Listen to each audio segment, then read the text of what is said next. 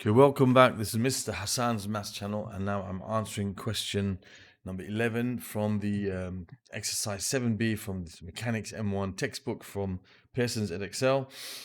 This is from the International A-level textbook, and it's chapter 7, Statics of a Particle. And one of the students has requested again for me to answer this question. So let's get on with it. It says a particle A of mass 2 kilograms rests in equilibrium, so that's important, on a smooth inclined plane. Another important thing, smooth.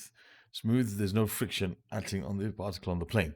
The plane makes an angle with angle theta with the horizontal, where tan of theta is equal to 3/4. Okay. The particle is attached to one end of a light and extensible string, which passes over a smooth pulley. Okay, as shown in the diagram, the other end of the string is attached to a particle B of mass 5 kilograms. Particle A is also acted upon by a force of F newtons down the plane along the line of greatest slope. So that F doesn't represent like the component of the weight, it's just an extra force. Okay, so now let's have a look at, it says first we'll find the magnitude of the normal reaction force between A and the plane.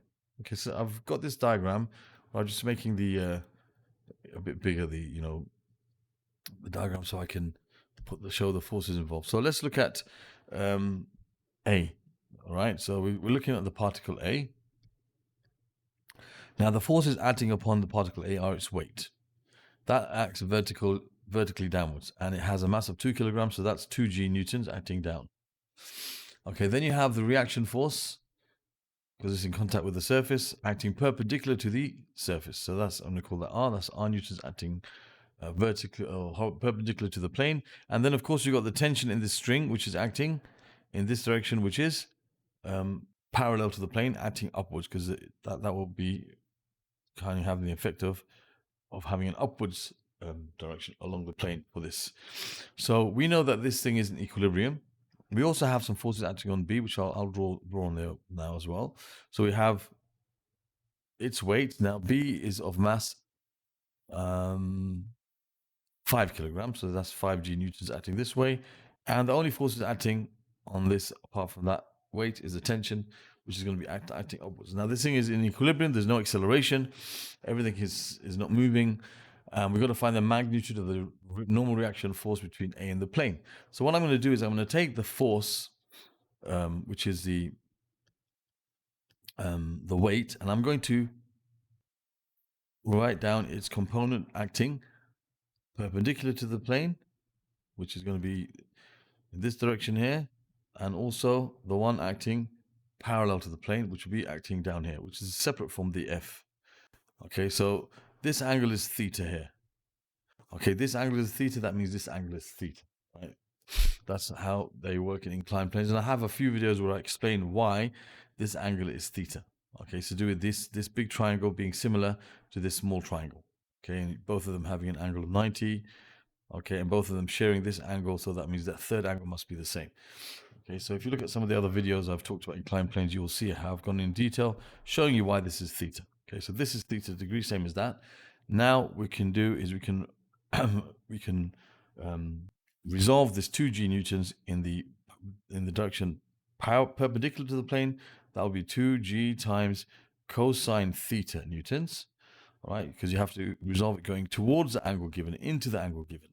All right, or you can think of it, this is the adjacent side. Okay, if you think of this would be the adjacent side, and this would be the opposite. The opposite would be the one parallel to the plane, which would be 2g sine theta, because you're going away from the angle. So there's different ways of thinking about that. Okay, so we have resolved those forces. Now, if I'm looking for the normal reaction, I'm going to resolve the forces in a direction perpendicular to the plane, which is in this direction here. So it's an equilibrium, so we can say R is equal to, all the forces acting perpendicular to the plane are basically just 2g.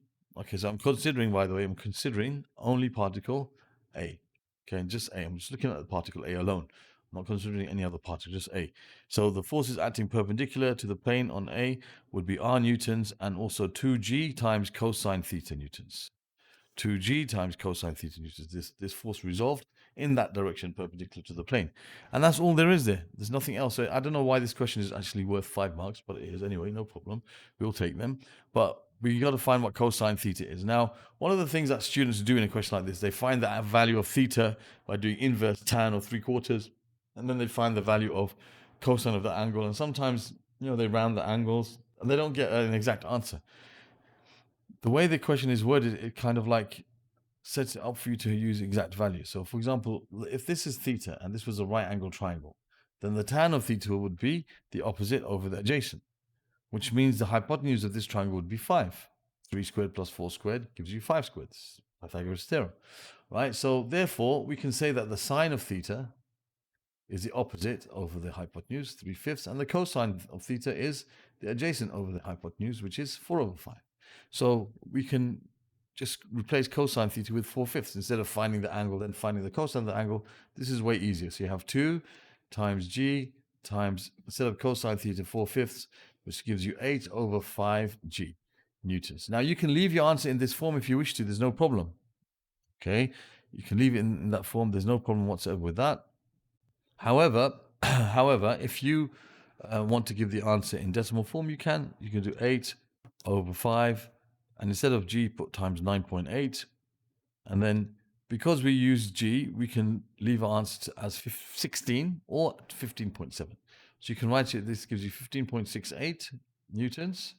So you can write your answer as 15.7 newtons, or you can write your answer as 15 or 16 newtons.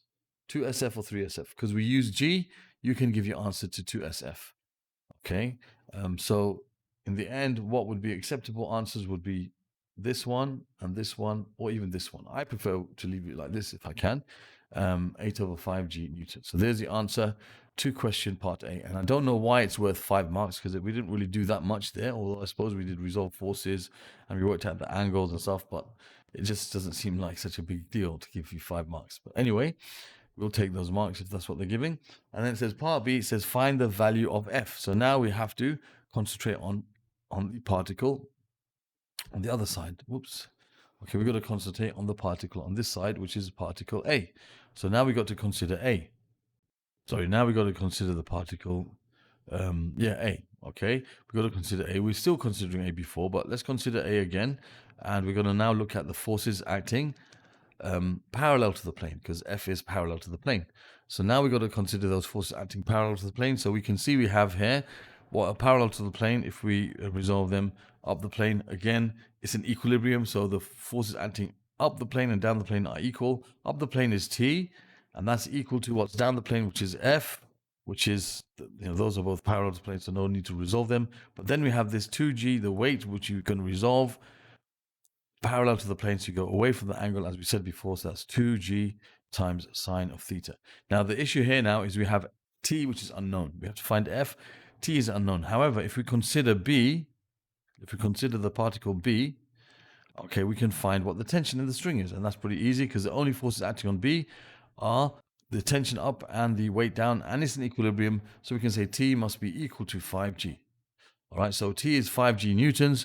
So now we can just replace that T with 5g here. So we have 5g equals F plus 2g times sine theta. And we said before, sine theta is equal to 3/5. Sine theta is 3/5. So we're going to have 2g times 3/5. So now that's pretty simple to sort out. We have F equals 5g minus, that's going to be 6g/5. So 5g is the same as 25/5. 25/5 minus 9 is 19, so that's 19g/5 newtons. There's the answer. If we want to write that in decimal form, no problem. We can just change that 8 here for 19. 19/5 times g, and that gives us our answer, which is 37.24. So we can write this as 37 newtons, or we can write it as 37.2 newtons, or we can write it in this form. I prefer to write it like this at the end.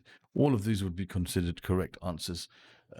This is 2SF because we use G in the question. 3SF, the safer option, and this is probably even safer, writing it in terms of G. And many times they do ask you to write the question in terms of G, so you should know how to do such a thing. So there's the answer to part B of the question.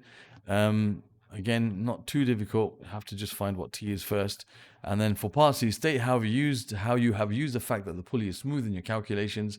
Now, basically what we did is we assumed that the tension on either side of the pulley is the same, because this is one string, okay? And if the pulley is smooth, there's no friction in the pulley, then the tension on either side of the string will be the same. Okay, so we can say that the magnitude of the tension,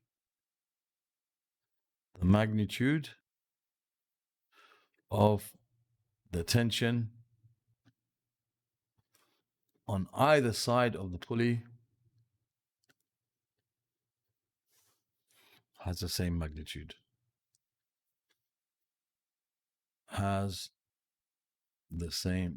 So each section of the string has the same magnitude of tension because it is a string, because the pulley is smooth. Okay, so that's how we used that in our calculation. Now the question, I think the answer in the back of the book actually says something that I don't think you'd get the marks for. It just says that, there is no friction in the pulley.